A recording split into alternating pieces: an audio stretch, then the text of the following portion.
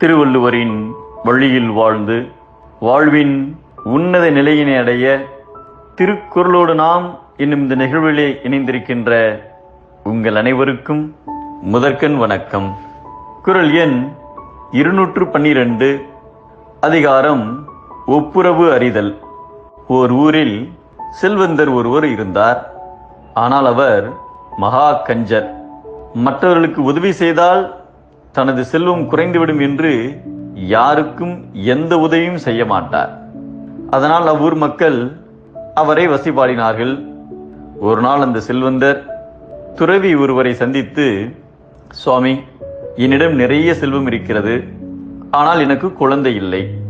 நான் இறந்த பிறகு என் சொத்துக்கள் முழுவதும் இந்த ஊர் மக்களுக்குத்தான் சென்றடைய போகிறது.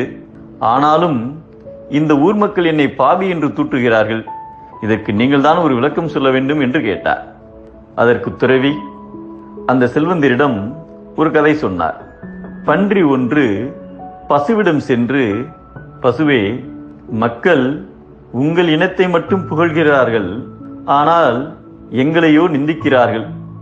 நீங்கள் உடம்புக்கு ஆரோக்கியமான பாலை தருவது உண்மைதான், ஆனால் நாங்கள் எங்கள் உடலையே முழுமையாக அவர்களுக்கு இறைச்சியாக தருகிறோமே. அப்படி இருந்தும் எங்கள் இனத்தை மட்டும் மக்கள் ஏன் தூற்றுகிறார்கள் என்று கேட்டதாம். அதற்கு பசு, நான் உயிரிடம் இருக்கும் போதே மற்றவர்களுக்கு பாலை கொடுத்து உதவுகிறேன், அதனால் என்னை புகழ்கிறார்கள். ஆனால் நீயோ இறந்த பிறகுதான் அவர்களுக்கு பயன்படுகிறாய், அதனால் தான் உன்னை தூற்றுகிறார்கள் என்று கூறியதாம். அதே போல ஒருவர் உயிருடன் இருக்கும் போதே மற்றவருக்கு தம்மால் முடிந்த அளவிற்கு தம்மிடம் உள்ள செல்வத்தை இல்லாதவர்களுக்கு கொடுத்து பயனுள்ள வகையில் வாழ வேண்டும். பெரும் செல்வம் படைத்த நீங்களும் இவ்வுலகில் வாழும் போதே உங்களிடம் உள்ள செல்வத்தை துன்பப்படும் ஏழைகளுக்கு கொடுத்து உதவி செய்தால் வாழும் காலத்திலேயே மக்கள் உங்களை புகழ்வார்கள் என்று கூறினார். ஒரு சிறிய கதை மூலம் தனது மனதை மாற்றிய துறவிக்கு நன்றி கூறி செல்வந்தர் தனது கருமித்தனத்தை உதறிவிட்டு ஏழைகளுக்கு உதவி செய்ய உடன் விரைந்தார்.